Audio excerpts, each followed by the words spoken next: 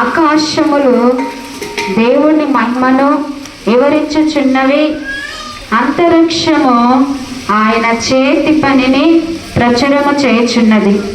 చిన్న ప్రార్థన చేసుకుందాము. అందరం తలలు వంచినట్లయితే. దేవా నీకు స్తోత్రాలు, వందనాలు ప్రభువా. దావీదు భక్తుడైతే ఆయన ఆకాశము తట్టు ఆయన కన్నులెత్తి, ఇదిగో నువ్వు చేసిన మహిమను, నీ చేతి పనులను, అయా నువ్వు చేసిన కార్యములను, అద్భుతములను ఈ విధంగా 19వ కీర్తనలో వివరిస్తూ ప్రభువ అయ్యా మాకు నేర్పిస్తుండగా ప్రభువా, ఇదిగో నేను దీనురాలి అయ్యా, నాలో నువ్వు ఉండి నీ మాటలు, నీ ప్రశ్నలతో మీరు మాట్లాడండి అయ్యా. నీకు స్తోత్రములు ప్రభువా. అయ్యా వచ్చిన వారు నెమ్మది పొందుకోవాలి, ధైర్యము పొందుకోవాలి, ఆదరణ పొందుకోవాలి, విడుదల పొందుకోవాలి అయ్యా, నేర్చుకోవాలి. సహాయము చేయమని, నీ సన్నిధి ప్రసన్నత మా మధ్యలో ఉంచమని, ప్రతి చీకటి క్రియలు యేసు నామములో లయపరచమని నేను మేము ఆహ్వానిస్తూ ఉన్నాము తండ్రి. మీరే మాట్లాడి మహిమ పొందమని యేసు నామములో ప్రార్థిస్తున్నాము తండ్రి. ఆమేన్, ఆమేన్, ఆమేన్. ఆకాశములు దేవుని మహిమను వివరిస్తూ ఉన్నాయంట. అంతరిక్షము ఆయన చేతి పనిని ప్రచురము చేయుచున్నది. దావీదు అంటున్నాడు, ఆకాశము తట్టు ఆయన కన్నులెత్తి అడుగుతూ ఉన్నాడు దేవుని దగ్గర, ఇదిగో నువ్వు చేసిన ఆకాశము నిన్ను మహిమపరుస్తూ ఉన్నది. హల్లెలూయా, హల్లెలూయా. నీ చేతి పనులు అంతరిక్షము నిన్ను ప్రచురము చేయుచున్నది అనంటే, ఆకాశము దేవుడు మహిమపరుస్తూ ఉందంట. ఒకసారిగా ఆకాశము తట్టు ఒకసారి చూడండి ఎంత అందంగా ఉంటుందో. హల్లెలూయా. మనం కూడా ప్రతిరోజు చూసి ఆనందించదగిన విషయం. హల్లెలూయా. అయితే ఎందుకు ఆనందించాలి? ఎందుకు దేవుణ్ణి నామమున మహిమపరుస్తూ ఉంది ఆకాశము? ఆకాశాన్ని ఒక్కసారి ఆయన మాటతో కలగమంటే కలిగింది. హల్లెలూయా. వినండి, వింటున్నారా? ఆకాశము ఆయన చేతి పనులు, అంతరిక్షము ఆకాశంలో ఎగురుతున్న పక్షులు, జీవరాశులు అన్నీ దేవుడు ఎట్లా చేశాడు? ఆయన మాటతోటే చేశాడు. అవునా కాదా? అవునా కాదా? ఆదికాండంలో రాయబడి ఉంటుంది. చదవచ్చిన వారు చదువుకోండి. దేవుని మాటలు మనం రుచి చూచి తెలుసుకోవాలంట. మీకు కానీ దేవుడు మాటలు అర్థం కాకపోతే దేవుడిని అడగండి, అర్థమయ్యే రీతిలో మీతో చెప్తాడు. ఆకాశము దేవుని మహిమను వివరిస్తూ ఉంది. ఆకాశము ఏం చేస్తుంది? ప్రతిరోజు ప్రతి దినము ఏం చేస్తుందంట? అంతరిక్షము ఆయన చేతి పనులు ప్రచురము చేయుచున్నది. పగటికి పగలు బోధ చేయుచున్నది, రాత్రికి రాత్రి జ్ఞానము తెలుపుచున్నది. వాటికి భాష లేదు, మాటలు రావు, వాటి స్వరము చదవదమా? వాటి స్వరము వినపడదు. వాటి కొలములు భూమి అంతటా వ్యాపించుచున్నది. లోక దిగంతముల వరకు వాటి ప్రకటనలు బయలుదేరుచున్నవి. వాటిలో ఆయన సూర్యునికి గుడారము వేసెను. అంటే ఆకాశము ప్రొద్దున్న ఎలాగుంటుంది? కొంచెం మబ్బు ఉంటుంది. ఆకాశం అంటే తన పని చేసుకుంటూ ఉంది. ఏ విధంగా చేసుకుంటుందంటే, ఒక్కసారి దేవుడు ఆజ్ఞ ఇచ్చాడు, పగటికి పగటి బోధ చేస్తుందంటే పగలు ఒక్కసారిగా ప్రొద్దున అవుతుంది, రాత్రి అవుతుంది. ప్రొద్దున మనము పనులు చేసుకుంటాం కదా అండి. హల్లెలూయా, హల్లెలూయా. ప్రొద్దున మనల్ని పనులు చేసుకోవడానికి ప్రొద్దునవుతుంది మనం అనుకుందాం, కానీ ఆకాశం అంట దేవుని చెప్పినట్లుగా వింటుందంట. దేవుని నామాన్ని ఎప్పుడు అవమానపరచలేదంట. దేవుడు ఏ విధంగా చెప్తున్నాడో ఆ విధంగా చేస్తుందంట. ఆకాశము దేవుని మహిమనే వివరిస్తుందంట. అంతరిక్షము ఇప్పుడు ఉదయాన్నే సూర్యకాంతి ఎలా వస్తుందండి? రోజు చీకటి కొంటే మనం ఉండగలుగుతామా? రోజు చీకటి కొంటే మనం ఉండగలుగుతామా? అదే రోజు ఎండ రేత్రి మొగలు కాస్తే మనం ఉండగలుగుతామా? హల్లెలూయా. అదే దేవుడి మహిమ. అదే పగటికి బోధ చేయుచున్నదంటే దేవుడి మహిమపరచడం అంటే అదే. మనుషులైతే దేవుడు మనల్ని ఎందుకు నియమించుకున్నాడు చెప్పండి? దేవుడు మనల్ని ఎందుకు ఏర్పరచుకున్నాడు? దేవుడి నామాన్ని మహిమపరచడానికి. కానీ మనం మహిమపరచలేము, కానీ ఆయన మాటతో సెలవిచ్చిన ఆకాశము దేవుణ్ణి మహిమపరుస్తుంది. అంతరిక్షము దేవుణ్ణి వివరిస్తూ ఉంది, ప్రచురము చేయించు ఉన్నది. దేవుడు ఆజ్ఞకి అవి లోబడ్డాయి. హల్లెలూయా. దేవుని ఆజ్ఞకి అవి లోబడ్డాయి.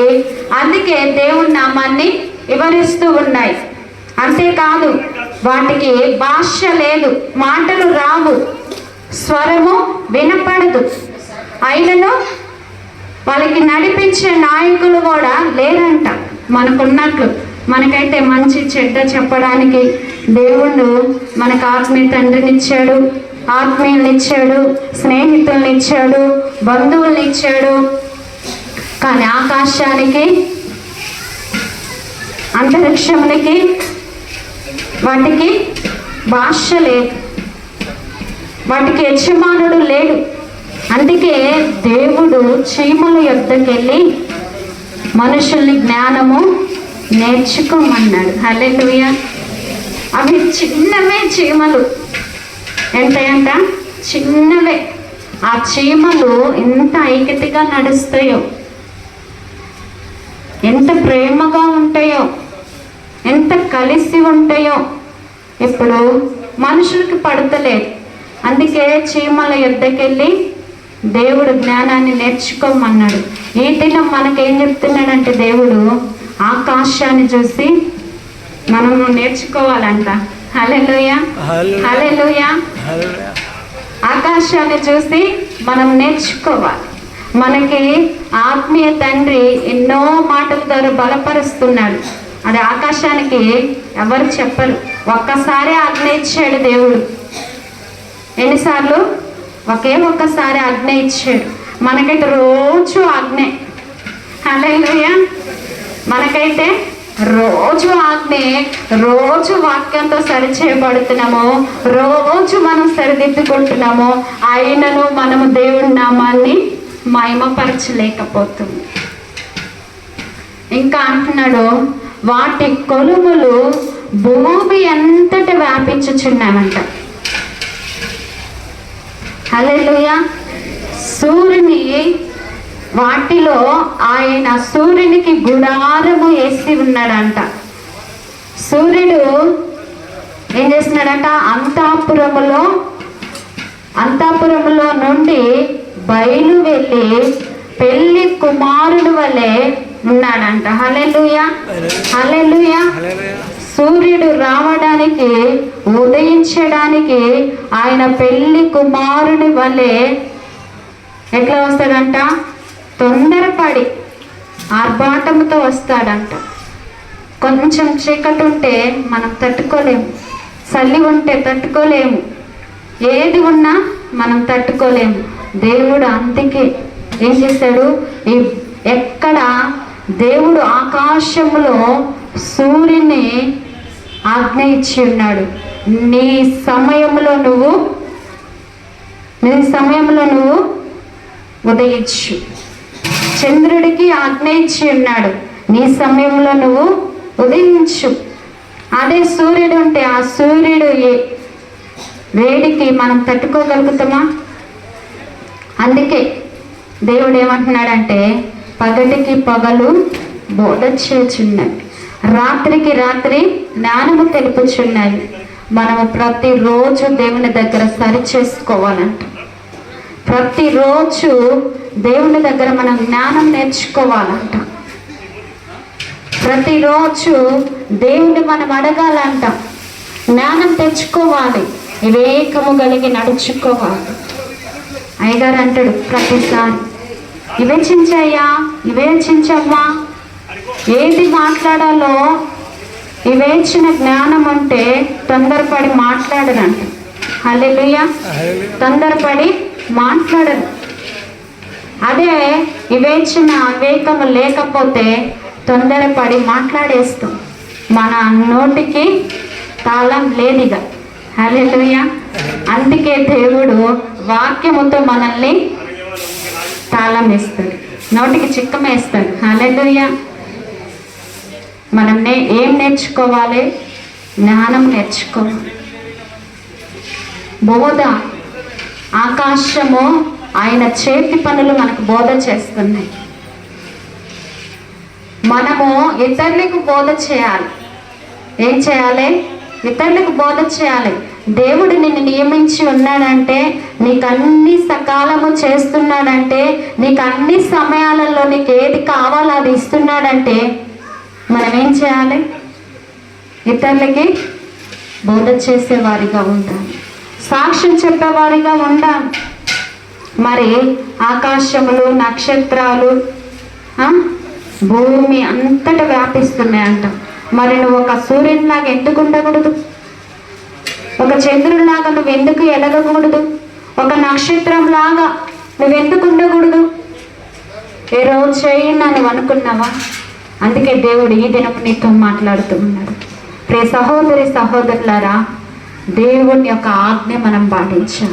దేవుడు ఈ భూమి మీద మనల్ని ఎందుకు ఉంచాడంటే, దేవుని యొక్క ఉద్దేశం మన పట్ల ఉన్నతముగా ఉన్నది, గొప్పగా ఉన్నది.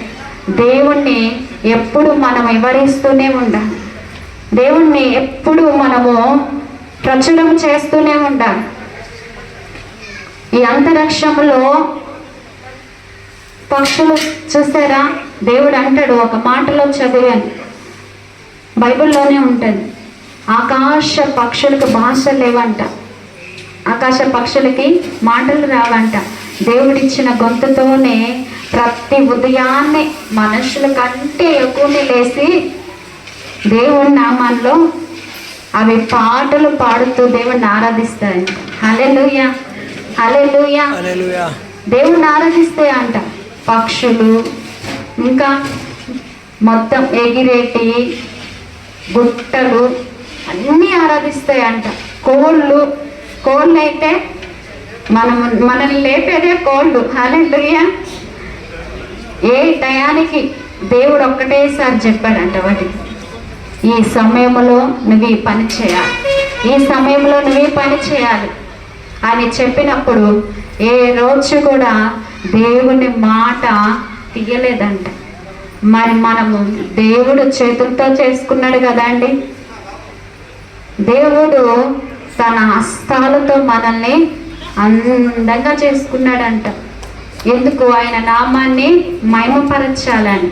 కానీ ఈ దినముల్లో మహిమపరచడం తక్కువైపోయింది, దేవుని స్తుతించడం తక్కువైపోయింది, ఆరాధించడం తక్కువైపోయింది. దేవుని నామానికే అవమానం తెచ్చేవారు ఎక్కువైపోయి ఉన్నారు. కానీ ఇక్కడ కూర్చున్న వారందరూ దేవునికి ఇష్టమైన బిడ్డలంట. అందుకే ఈ దినమున మిమ్మల్ని సూర్యునితో పోలుస్తున్నాడు దేవుడు, మిమ్మల్ని నక్షత్రాలతో పోలుస్తున్నాడు దేవుడు, మిమ్మల్ని చంద్రునితో పోలుస్తున్నాడు దేవుడు. హల్లెలూయా, హల్లెలూయా. ఆకాశముతో మిమ్మల్ని పోలుస్తున్నాడు. ఆకాశం ఎంత ఎత్తుంటుందండి? చాలా ఎత్తుంటది. ఆకాశములో ఉన్న సూర్యుడి కాంతి ఎంత భూమి మీద అంతా వ్యాపిస్తుంది అంట. భూమి అంతా ఎలుగుగా ఉండడానికి వ్యాపిస్తుంది. మరి నువ్వెందుకు ఉండకూడదు నీ ఇంట్లో? నువ్వెందుకు ఉండకూడదు నీ బంధువులలో? నువ్వెందుకు ఉండకూడదు నిన్ను పిలిచిన చోట? దేవుడు నిన్ను పిలుచుకున్నాడు. ఎలాగా? ఒక సూర్యుని వల్లే. ఏ విధంగా పిలుచుకున్నాడంటే ఒక నక్షత్రము వల్లే. మనం కూడా ఎలగాలి. మనము కూడా అందరికి వెలుగునిచ్చే విధముగా మనం ఉండాలి. ఇన్ని రోజులు చీకట్లో ఉన్నాం కావచ్చు, దేవుడి మాటలు వింటూ త్రోసివేస్తున్నాం కావచ్చు, నెట్టి వేస్తున్నాం కావచ్చు. ఈరోజు, ఈ దినము, ఈ పూట ఈ మాటలు నీ హృదయంలోనికి చేర్చుకున్నట్లయితే నువ్వు కూడా ఒక సూర్యుని వలె ప్రకాశించబోతూ ఉన్నావు. ఆమేన్, ఆమేన్, ఆమేన్. నువ్వు కూడా ఈ లోకమంతటికి వ్యాపించబోతూ ఉన్నావు. ఎలాగా? దేవుని సేవకులుగా, దేవుని సేవకురాలుగా, దేవుని పరిచారికులుగా మీరు వ్యాపించబోతూ ఉన్నారు. నిజమండి మాట. ఆమేన్ చెప్తలేరు? ఆమేన్. మీరు ఉన్న స్థలంలోనే ఉండాలనుకుంటున్నారా? హల్లెలూయా. మీరు వెళ్ళొద్దా? దేవుడి సేవ చేద్దా? దేవుడి మాటలు వివరించొద్దా? దేవుడు చెప్పినవి మీరు చెయ్యొద్దా? ఎప్పుడు ఉన్నకాడనే ఉంటారా? మరి దేవుడు మిమ్మల్ని ఒక నక్షత్రములాగా వాడుకోబోతున్నాడంట. ఆమేన్, ఆమేన్, ఆమేన్, ఆమేన్. ఒక సూర్యుని కాంతి ఏ విధంగా ప్రకాశిస్తుందో మీరు కూడా లోకానికి ప్రకాశవంతముగా వ్యాపించబోతూ ఉన్నారంట. ఆమేన్. సూర్యుడు పరిగెత్తి ఉల్లసించినట్లు, తన పందెములో పరిగెత్తి ఉల్లసించినట్లు ఆయన ఆకాశమున ఈ దిక్కు నుండి బయలుదేరి ఆ దిక్కు వరకు దాచున్నట్లు దాని చుట్టూ తిరిగి వచ్చుచున్నాడు. అతని వేడిమికి మరుగైనది ఏమీ లేదు. యెహోవా నియమించిన ధర్మశాస్త్రము యథార్థమైనది, అది ప్రాణమును తెప్పరిల్ల చేయును. యెహోవా శాసనము నమ్మదగినది, అది బుద్ధిహీనులకు జ్ఞానము పుట్టించును. హల్లెలూయా, హల్లెలూయా. సూర్యుడు పరిగెత్తి ఉల్లసించినట్లు నా సమయం ఎప్పుడు వస్తుందా? దేవుడంట సూర్యునికి గుడారం వేస్తున్నాడంట ఆకాశంలో. మనకి ఇల్లున్నట్లుగా సూర్యుడికి కూడా ఒక గుడారం ఉందంట. ఆ గుడారంలో నుండి ఆ సూర్యుడు ఎలాగొస్తాడో తెలుసా? ఉల్లసించినట్లుగా, ఆనందముతో నేను ఉదయించాలి అన్నట్లుగా పరిగెత్తుకుంటూ వస్తాడంట. హల్లెలూయా, హల్లెలూయా. ఎలాగొస్తాడంట? ఉల్లసించినట్లుగా, పండెమందు పరిగెత్తి ఉల్లసించినట్లుగా. మరి దేవుని సన్నిధికి నువ్వు అలాగ వస్తున్నావా? బాధతో వస్తున్నావా? దేవుని సన్నిధికి ఎలాగ వస్తున్నారండి మీరు? సంతోషంగా వస్తున్నారా? బాధతో వస్తున్నారా? చాలా మంది బాధతోనే వస్తారు. ఎందుకు వచ్చిందండి ఆదివారం, ఇప్పుడే రావాలా? హల్లెలూయా. ఈ పనులన్నీ వదిలిపెట్టుకొని పోవాలా? అయ్యో అనుకుంటా వస్తారు. కొంతమంది ఏమో పాటలు అయిపోయినాక పోదాంలే, ఇంకా స్టార్ట్ అయ్యి కాల అని అనుకుంటూ వస్తారు. కొంతమంది ఇగో ఈ సుధక్క గంట సేపు చెప్తుంది, ఈ వాక్యం అయిపోయినాక పోదాంలే అని అనుకొని చాలా మంది వస్తారేమో. కానీ దేవుడు అంటున్నాడు, ఒక సూర్యుని వలె ఉల్లసించినట్లుగా మనము పరిగెత్తుతూ రావాలంట దేవుని సన్నిధికి. దేవుడు ఏం మాట్లాడతాడా అని ఎదురు చూడాలంట వారమంతా. సూర్యుడైతే తన గుడారంలో నుండి పెళ్లి కుమారుడు వలె ఉల్లసించినట్లుగా పరిగెత్తుకుంటూ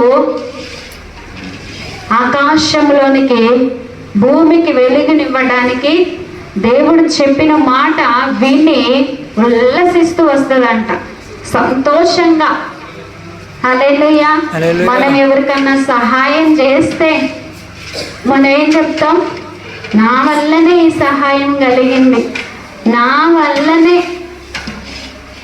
అని అనుకుంటాం కదా అండి. అది చాలా తప్పు. దేవుని వల్ల కలిగింది అని చెప్పాలి. దేవుడు నాతో మాట్లాడాడు, దేవుడు నాకు అద్భుతము చేశాడు, నేను అందుకే సహాయము చేశాను అని చెప్పాలి. ఉల్లాసముతో దేవుని మందిరానికి ఎట్లా రావాలంట? ఆనందంతో రావాలంట. అప్పుడే మీ సమస్యలన్నీ తీర్చబడతాయంట, మీ కష్టాలన్నీ పోతాయంట, మీ ప్రాణం అంట తెప్పరిగా చేయబడుతుంది అంట. అంటారు కదా, నా గుండె బరువెక్కిపోతున్నది, నా ప్రాణము పోయినట్లుగా అనిపిస్తూ ఉంది, నేను ఈ బాధతోటి ఎంతవరకు పోరాడాలి అని అనుకుంటారు కదా. దేవుని సన్నిధిని ఎప్పుడైతే మీరు అనుభవిస్తారో, దేవుని సన్నిధిలో సంతోషంగా ఉల్లసిస్తూ ఎప్పుడైతే గడుపుతారో అప్పుడు మీ బాధలన్నీ పోతున్నాయంట. దేవుడు అంటున్నాడు, ఆయన ఆ దిక్కు నుండి ఈ దిక్కు వరకు వ్యాపించుచు ఉన్నాడంట. దేవుడు నా దగ్గర లేదులే, నన్ను చూడట్లేదులే అనుకుంటున్నారా? దేవుడు అంట ప్రతి ఒక్కరిని చూచుచున్నాడంట. హల్లెలూయా, హల్లెలూయా. చాలా మంది అంటారు ఈ మాట, దేవుడు నన్ను మర్చిపోయాడండి, దేవుడు నాకు జవాబిస్తలేడండి, నాకు ప్రార్థనకి ప్రతిఫలం లేదండి. ఇవన్నీ ఎవరంటారు? బుద్ధిహీనులు అంటారు. హల్లెలూయా. బుద్ధిహీనులు అనే మాటలు ఇవి, బుద్ధిహీనులు అనే మాటలు ఇవి. ఇంకా దేవుని శాసనములు నమ్మదగినవి. దేవుడు నీతో ఏం మాట్లాడతాడో అది నెరవేర్చబడుతుంది. నమ్మదగిన దేవుడు ఎలాంటి వాడు? నమ్మదగిన దేవుడు. ఎలాంటి వాడండి? నమ్మదగిన దేవుడు. ఆయన నమ్ముకొనదగిన దేవుడు. ఆయన్ని మనం కలిగి ఉన్నామంటే మనం చాలా అదృష్టవంతులమి. హల్లెలూయా. నేను అంటాను మా అయ్యగారితో, నువ్వు నన్ను వివాహం చేసుకోకపోయి ఉంటే నాకు ఈ దేవుడు దొరికేవాడు కాదు. నువ్వు నన్ను వివాహం చేసుకొని నాకు మంచి దేవుణ్ణి ఇచ్చావు. హల్లెలూయా. నాకు మంచి దేవుణ్ణి ఇచ్చావు. ఎవరున్నా లేకపోయినా దేవుని సన్నిధిలో గడిపితే ఆయన సన్నిధిలో అంట సంపూర్ణ సంతోషము కలదు. ఆయన సన్నిధిలో మనం ఏది అడిగితే అది దేవుడు ఇవ్వడానికి సిద్ధముగా ఉంటాడు. నిజముగా ఒక సహోదరి ఎప్పుడు డబ్బులు ఇచ్చిందంట ఒక వ్యక్తికి, ఎన్నో సంవత్సరాలు అయిందంట. అయితే ఎప్పుడు కూడా ఆమెకి జవాబు రాలేదు. ఇయ్యనంటలేదు, ఇస్తా అంటలేదు. ఫోన్ కట్టు. హల్లెలూయా. మనుషులు చేసే పనులు ఇవి. ఫోనులు కట్టు, మాటలు కట్టు, చూపులు కట్టు. హల్లెలూయా. అన్నీ కట్ చేసిందంట. ఆమె ఎవరి దగ్గరికి వెళ్ళింది? దేవుని సన్నిధిలో మొరపెట్టింది. దైవ సేవకులకు చెప్పుకుంది. దేవుడు ఊరుకుంటాడా? ఊరుకుంటాడా అండి? ఆ బిడ్డ పాదం చూడలేదా? ఆ దిక్కు నుండి ఈ దిక్కు వరకు దేవుడు చూస్తూనే ఉన్నాడు. తగ్గిన సమయంలో సహాయం చేయదగిన వాడు. ఇంటికి డబ్బులు తీసుకొచ్చి ఇచ్చిపోయింది. అందుకే మీకు భోజనాలు ఏర్పాటు చేసింది. కృతజ్ఞత. హల్లెలూయా, హల్లెలూయా, హల్లెలూయా. ఎన్నో సంవత్సరాలు ఇచ్చిపెట్టేసుకుందామె, ఇవ్వాలనుకున్నది, కానీ దేవుడు చేతిలో పడింది ఆ బిడ్డ. ఆమేన్. మీరు కూడా ఈ దినము దేవుని చేతిలో పడ్డారు. దేవుని చేతి పనివారు మనం. హల్లెలూయా. దేవుడు చెప్పినట్లుగా మనం కానీ చేస్తే ఆయన ఏం చేస్తాడంట? తగ్గిన జీతం నీకు ఇవ్వబోతూ ఉన్నాడు, తగిన ప్రతిఫలం నీకు ఇవ్వబోతూ ఉన్నాడు. అంతేకాదు, ఈ శారీరకంగా పని చేస్తే నువ్వు అలిసిపోతావు కావచ్చు, నువ్వు నీరసించిపోతావు కావచ్చు, నువ్వు నీ ప్రాణమంతా కృంగిపోతుంది కావచ్చు, నాకు ఏ ఫలితం లేదని నొప్పులతో రోగాలతో ఉండవచ్చు. కానీ దేవుని సన్నిధికి వెళ్ళి దేవుని యొక్క పని చేస్తే, పని చేయమంటే ఈ గుట్టెత్తుకోబోయే ఆడేయటం కాదండి. దేవుని సన్నిధి అంటే పని చేయటం అంటే ప్రార్థన చేయటమే. అది ఎవరి కోసం? నీ కోసం, నీ కుటుంబ క్షేమం కోసం. అది కూడా ఒక పనేనండి. నోట్లో నుండి వచ్చే మాటే కదా. నువ్వు ఎట్టు తిరుగుతున్నా, ఏం పని చేస్తున్నా, గిన్నెలు తోముకుంటున్నా, బట్టలు ఉతుకుతున్నా, దేవుని స్తుతిస్తే ఏమవుతుంది? హల్లెలూయా. దేవుణ్ణి ఎప్పుడు మనం మహిమపరిచే విధముగా ఉండాలి. అప్పుడంట నీ ప్రాణము తెప్పరిల్ల చేయబడుతుందంట. ప్రాణం తెప్పరిల్లాలంటే మనం దేవుని పని చెయ్యాలి. దేవుని మహిమను వివరించాలి. దేవుని నామాన్ని మహిమపరిచే విధముగా ఉండాలి. హల్లెలూయా, హల్లెలూయా. అప్పుడు యెహోవా ఉపదేశములు నిర్దోషమైనవి, అవి హృదయములను సంతోషపరచు. దేవుని పని చేస్తే ఎట్లుంటుందంట? మన హృదయం అంతా సంతోషంగా ఉంటుందంట. ఎంతమంది ఉదయకాల సమయంలో లేచి ప్రార్థన చేస్తారండి? హల్లెలూయా. ఆ దినమంతా దేవుణ్ణి మనము మన పనంతట్లో దేవుడు ఉంటాడంట. మీకు ఒక విషయం చెప్పనా? నిజంగా దేవుని స్తుతించకపోతే, దేవుడు మనలో లేకపోతే ఆ రోజంతా ఆయాసమే, దుఃఖమే, నెమ్మది ఉండదు, సమాధానం ఉండదు. హల్లెలూయా. అందుకే మనం ఏం చేయాలి? దేవుడి ఆకాశములు, అంతరిక్షములు మనకు బోధ చేయుచున్నాయి ఈ దినమున. మరి మనము దేవుడి మాట విందాం, దేవునికి లోబడదాం. మనం ఎప్పుడు సంతోషంగా ఉండాలంటే మనము యెహోవా బోధ అంగీకరించే వారిగా మనం ఉండాలి. కొంతమందికి ఇప్పుడు చెప్పిన వాక్యము అర్థం కాకపోవచ్చు. ఇంటికి వెళ్ళినాక ధ్యానించండి. ధ్యానం చేస్తే దేవుడు తప్పకుండా అర్థం చెప్తాడు. హల్లెలూయా. నాకు కూడా చాలాసార్లు ఇక్కడ కూర్చొని విన్నప్పుడు అర్థం కాకపోయేది. నేను ఒంటరిగా కూర్చొని ధ్యానం చేసినప్పుడు దేవుడు ఏం మాట్లాడాడు వాక్యం ద్వారా అవన్నీ గుర్తుకొస్తూ ఉంటాయి. ఆ దానిని బట్టి మనము ప్రార్థన చేసుకోవాలి. చదవచ్చిన వారు టకటక్కా చదువుకొని మనము ఇంతే అంతే అని లోబడతారు. కానీ చదువు రాని వారి పరిస్థితి ఏంటండి? అందుకే దేవుడు ఒక వాక్యము మన హృదయంలోనికి పోతే సంతోషంగా ఉంటామంట. హల్లెలూయా, హల్లెలూయా, హల్లెలూయా. దేవుడు ఆ వారం అంతా మీ జీవితంలో అద్భుతం చేస్తాడంట. మీరు ఏదనుకుంటే అది చేస్తాడంట. అంతేకాదు ప్రతిరోజు ఆయన సన్నిధిలో గడిపే వారముగా ఉండాలి మనము. ఆయన ఏర్పరచుకున్నారు మనల్ని ఆయన ఏర్పరచుకున్నాడు, ఆయన ఉద్దేశించుకున్నాడు. ఆయన ప్రణాళిక మన మీద ఉన్నది. మనల్ని విడిచిపెట్టాడు ఆయన. దేవుడు మనం పట్టుకోలే దేవుణ్ణి, దేవుడే మనల్ని పట్టుకున్నాడు. హల్లెలూయా, హల్లెలూయా. ఆకాశమును అంతరిక్షమును ఎలాగ పట్టుకున్నాడో దేవుడు మనల్ని కూడా అలాగే పట్టుకున్నాడు. నువ్వు దేవుడు చెప్పిన పని చెయ్యకపోతే దేవుడు నిన్ను నలగొడతనే ఉంటాడు, సరి చేస్తూనే ఉంటాడు. అప్పుడు నువ్వు లోబడక తప్పదు. హల్లెలూయా. అందుకే ఎందుకండి ఈ దెబ్బలు, ఎందుకు ఈ బాధలు, కష్టాలు? దేవుని మాట ఇంటే అయిపోతుంది కదా. హల్లెలూయా. అంత సామాన్యంగా మేము వినలేండి అంటారా? లేదు. మనం మంచోళ్ళం, దేవునికి ఇష్టమైన బిడ్డలమంట మనం. అంతేకాదు దేవుడు అంటున్నాడు, లాస్ట్ వాక్యం ఒక్కసారి చదువుకుందామా? యెహోవా నా ఆశ్రయ దుర్గమా, నా విమోచకుడా, నా నోటి మాటలను, నా హృదయ ధ్యానములు నీ దృష్టికి అంగీకారములు అవునుగాక అంటున్నాడు. హల్లెలూయా. అంతేకాదు దానిపై ఉన్నది చదువుకుందాము. తేనె కంటేను, జుంటెతైన దారుల కంటేను మధురమైన వంట ఆయన మాటలు. అంతేకాదు నీ సేవకుని హెచ్చరిక నందును, వాటిని గైకొనుట వలన గొప్ప లాభము కలుగును. తన పోరాటాలలో చదువుదాం, అందరం చదువుదాం. వినిపిస్తలేదు.